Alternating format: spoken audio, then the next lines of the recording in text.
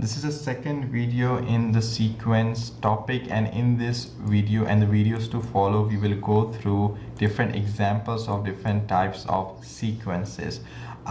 Just a quick recap: in the previous video we went through the basics of sequences. We studied how and why do we need, what are sequences and why do we need sequences. We went through the basics, some of the basics of the questions you would expect in your examination, and we went through the importance of finding the nth term formula. Just a quick recap: why is finding the nth term formula important, regardless or not whether it is asked in your question specifically. The nth term formula helps you find all the answers related to that sequence, whatever the sequence we are talking about. And therefore, finding the nth term formula is extremely important, guys. If you can just find the nth term formula of any sequence, regardless in IGCSE or A levels, you can literally answer all the other questions about sequences, because almost all questions regarding sequences revolve around the nth term formula. So in this video and the videos to follow, we will go through different examples of finding the nth term formula of a sequence. Right, starting with our linear sequence. Just a quick recap again: there are different types of sequences. You have linear sequence, you have quadratic sequence, and these are the most common ones who are asked in the exam.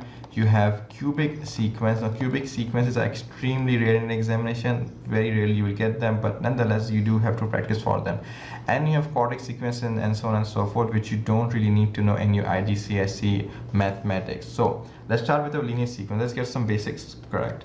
Linear sequences are always in the form dn plus c, where d is your difference, c is your constant you have to figure out, and your n is your nth term, whichever term you're talking about, the first term, the second term, third term, so on and so forth.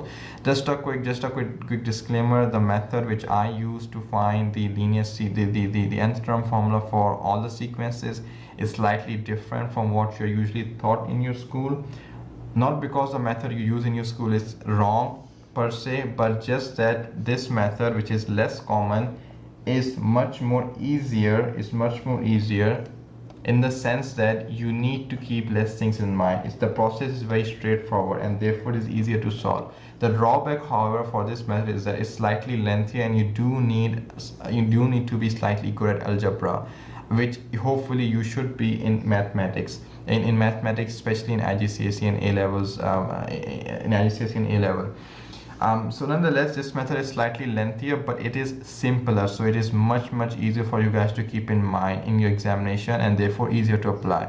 So if you can just stick with it and try to understand and do a little bit of algebra, this method is probably the easiest method you will get for finding the nth term formula. Right, so linear sequences are always in the form dn plus c. That means that the first difference in linear sequence is always constant.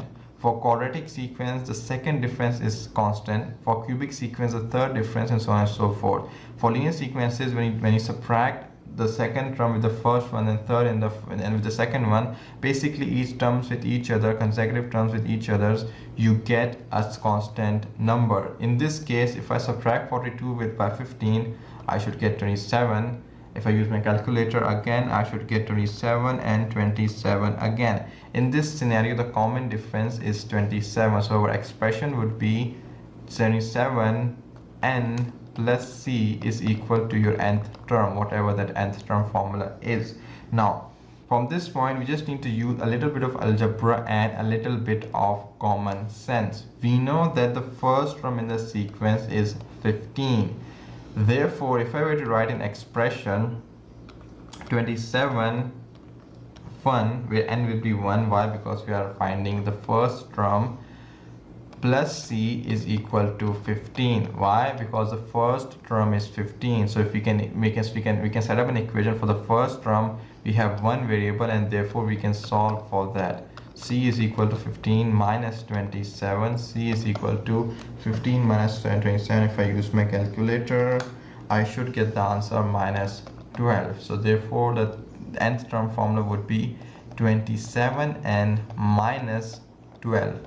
Now, just a quick disclaimer that you don't necessarily have to use the first term and make an equation for the first term. No, you can use any term, you should get the exact same answer. So let's use another let's try to repeat the exact same thing but with a different term. Let's try to use the fourth term.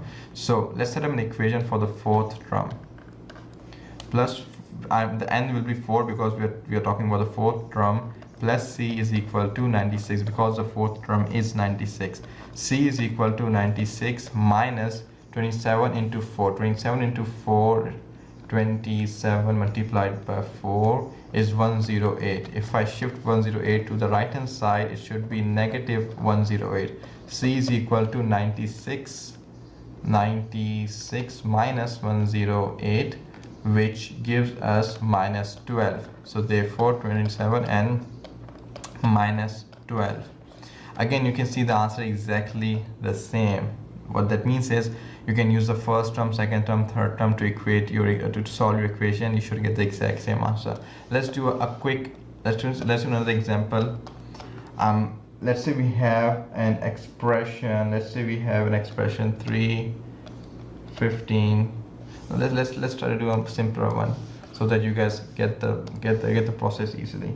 So let's say we have 1, 6, 11, 16, 21, so on and so forth.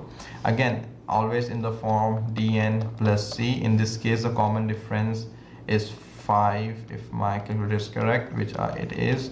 So the common difference is 5 in all 4 of the terms. So our expression will be 5n plus c.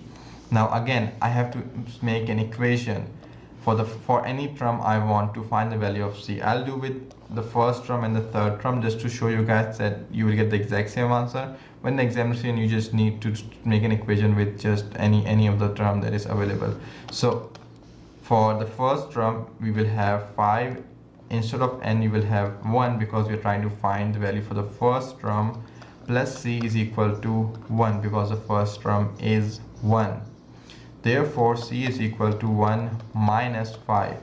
5 into 1 is positive 5. Shift to the right hand side, negative 5. So 1 minus 5 is minus 4. 5n minus 4 is our nth term formula. If I repeat the exact same thing with the third term, 5, our n would be 3 because we're trying to find an expression, an equation for the third term, plus c is equal to 16 because the third term is 16. 5 into 3 is 15 plus c is equal to 16. C is equal to therefore 16 minus 15. C is therefore equal to minus 4.